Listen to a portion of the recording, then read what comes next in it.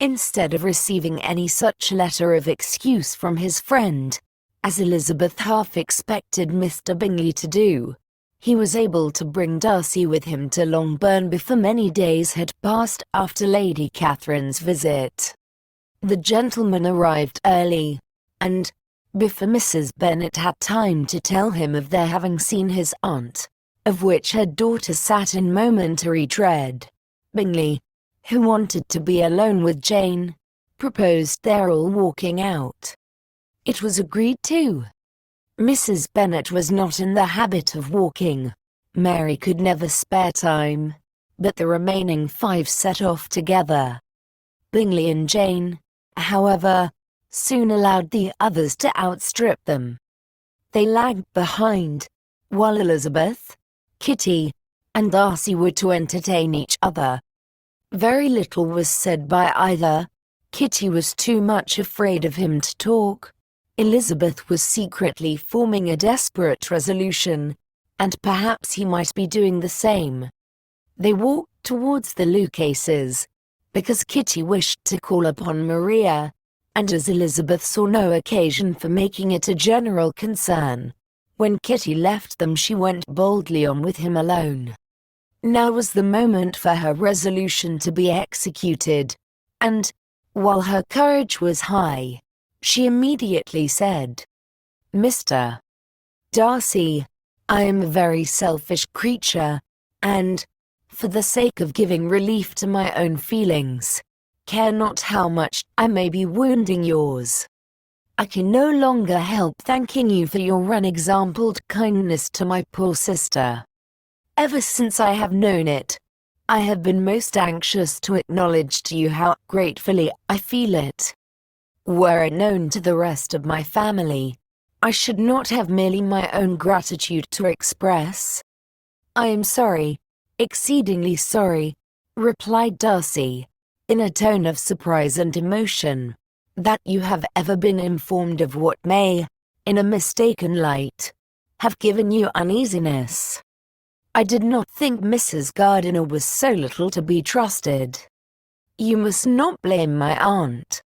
Lydia's thoughtlessness first betrayed to me that you had been concerned in the matter, and, of course, I could not rest till I knew the particulars. Let me thank you again and again, in the name of all my family, for that generous compassion which induced you to take so much trouble, and bear so many mortifications, for the sake of discovering them. If you will thank me," he replied, "let it be for yourself alone. That the wish of giving happiness to you might add force to the other inducements which led me on, I shall not attempt to deny. But your family owe me nothing. Much as I respect them, I believe I thought only of you." Elizabeth was too much embarrassed to say a word. After a short pause, her companion added, "You are too generous to trifle with me. If your feelings are still what they were last April, tell me so at once. My affections and wishes are unchanged, but one word from you will silence me on this subject forever."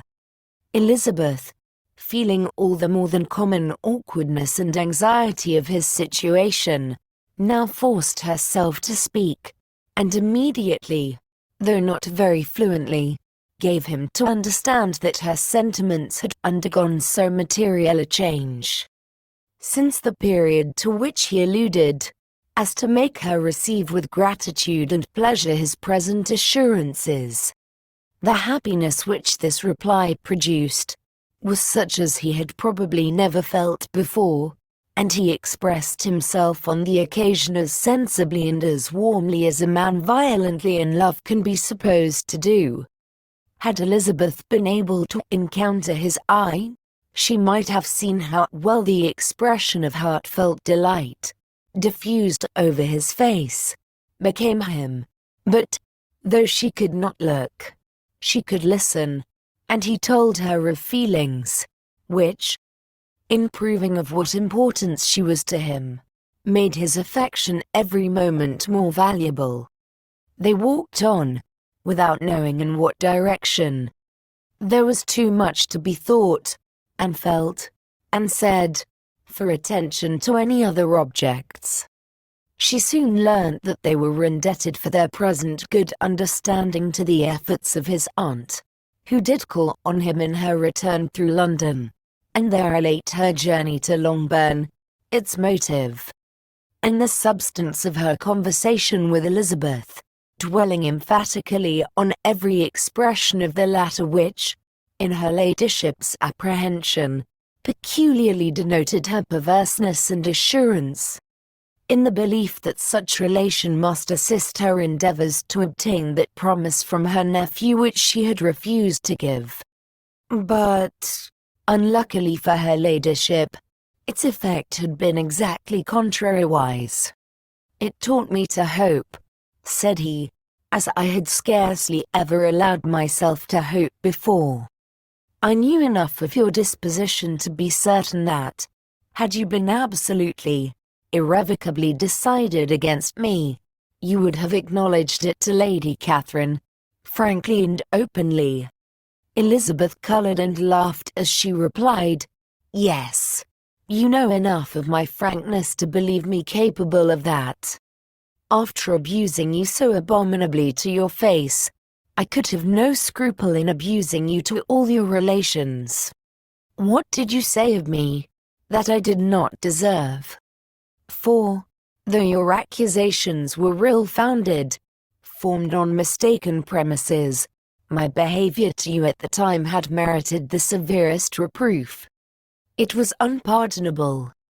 I cannot think of it without abhorrence. We will not quarrel for the greater share of blame annexed to that evening," said Elizabeth. "The conduct of neither, if strictly examined, will be irreproachable, but since then, we have both, I hope, improved in civility. I cannot be so easily reconciled to myself.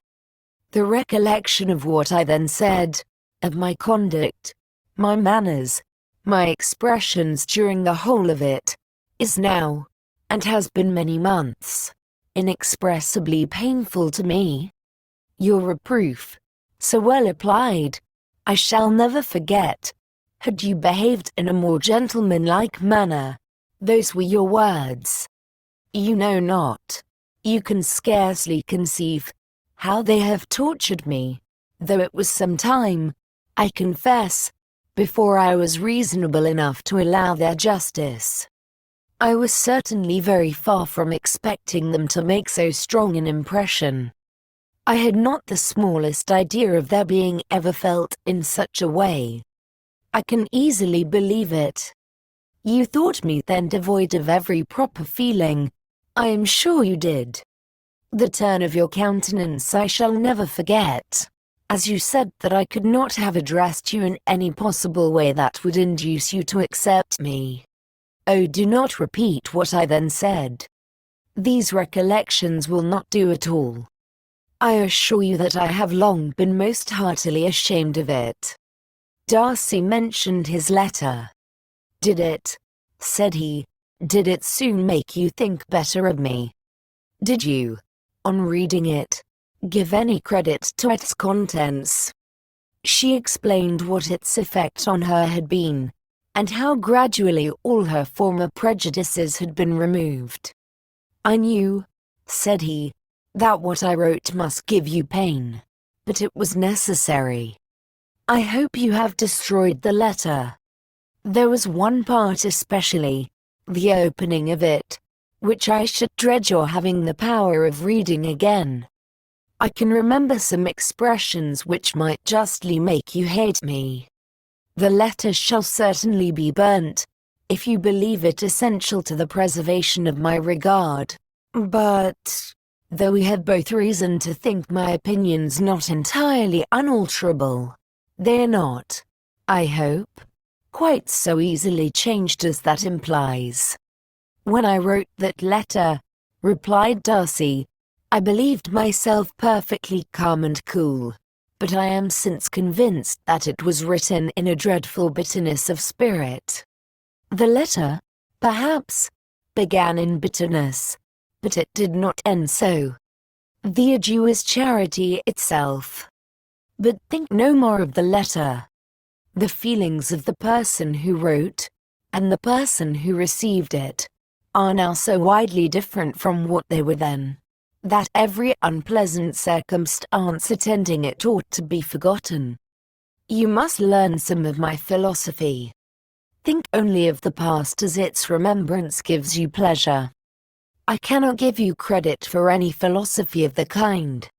Your retrospections must be so totally void of reproach, that the contentment arising from them is not of philosophy, but, what is much better, of innocence. But with me, it is not so. Painful recollections will intrude which cannot, which ought not, to be repelled. I have been a selfish being all my life, in practice, though not in principle. As a child I was taught what was right, but I was not taught to correct my temper. I was given good principles, but left to follow them in pride and conceit. Unfortunately an only son, for many years an only child, I was spoiled by my parents, who, though good themselves, my father, particularly, all that was benevolent and amiable, allowed, encouraged, almost taught me to be selfish and overbearing, to care for none beyond my own family circle, to think meanly of all the rest of the world, to wish at least to think meanly of their sense and worth compared with my own. Such I was, from 8 to 28, and such I might still have been but for you, dearest, loveliest Elizabeth. What do I not owe you? You taught me a lesson, hard indeed at first, but most advantageous. By you, I was properly humbled. I came to you without a doubt of my reception. You showed me how insufficient were all my pretensions to please a woman worthy of being pleased. Had you then persuaded yourself that I should? Indeed I had. What will you think of my vanity? I believed you to be wishing, expecting my addresses. My manners must have been in fault, but not intentionally, I assure you. I never meant to deceive you, but my spirits might often lead me wrong. How you must have hated me after that evening. Hate you. I was angry perhaps at first, but my anger soon began to take a proper direction. I am almost afraid of asking what you thought of me, when we met at Pemberley. You blamed me for coming. No indeed. I felt nothing but surprise. Your surprise could not be greater than mine in being noticed by you. My conscience told me that I deserved no extraordinary politeness, and I confess that I did not expect to receive more than my due. My object then, replied Darcy, was to show you, by every civility in my power, that I was not so mean as to resent the past, and I hoped to obtain your forgiveness, to lessen your ill opinion, by letting you see that your reproofs had been attended to. How soon any other wishes introduced themselves I can hardly tell, but I believe in about half an hour after I had seen you. He then told her of Georgiana's delight in her acquaintance, and of her disappointment at its sudden interruption, which naturally leading to the cause of that interruption. She soon learnt that his resolution of following her from Derbyshire in quest of her sister had been formed before he quitted the inn, and that his gravity and thoughtfulness there had arisen from no other struggles than what such a purpose must comprehend. She expressed her gratitude again, but it was too painful a subject to each, to be dwelt on farther. After walking several miles in a leisurely manner, and too busy to know anything about it, they found at last, on examining their watches, that it was time to be at home. What could become of Mr. Bingley and Jane was a wonder which introduced the discussion of their affairs. Darcy was delighted with their engagement. His friend had given him the earliest information of it. "I must ask whether you were surprised," said Elizabeth. "Not at all. When I went away, I felt that it would soon happen. That is to say, you had given your permission. I guessed as much." And though he exclaimed at the term, she found that it had been pretty much the case. "On the evening before my going to London," said he, "I made a confession to him, which I believe I ought to have made long ago.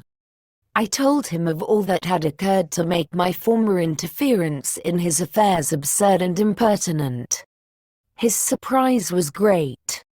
He had never had the slightest suspicion. "I told him, moreover, that I believed myself mistaken in supposing, as I had done, that your sister was indifferent to him, and as I could easily perceive that his attachment to her was unabated, I felt no doubt of their happiness together." Elizabeth could not help smiling at his easy manner of directing his friend. "Did you speak from your own observation," said she, "when you told him that my sister loved him, or merely from my information last spring?" "From the former.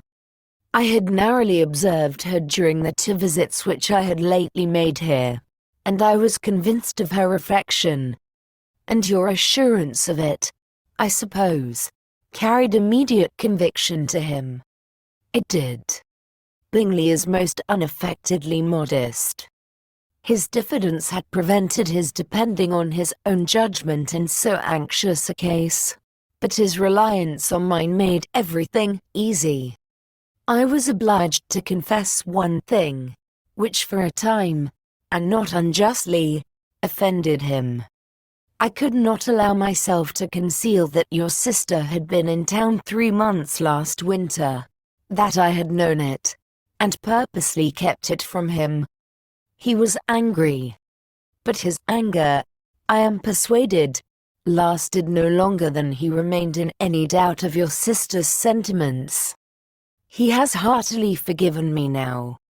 Elizabeth longed to observe that Mr. Bingley had been a most delightful friend, so easily guided that his worth was invaluable, but she checked herself.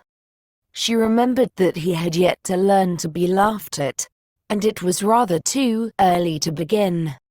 In anticipating the happiness of Bingley, which of course was to be inferior only to his own, he continued the conversation till they reached the house.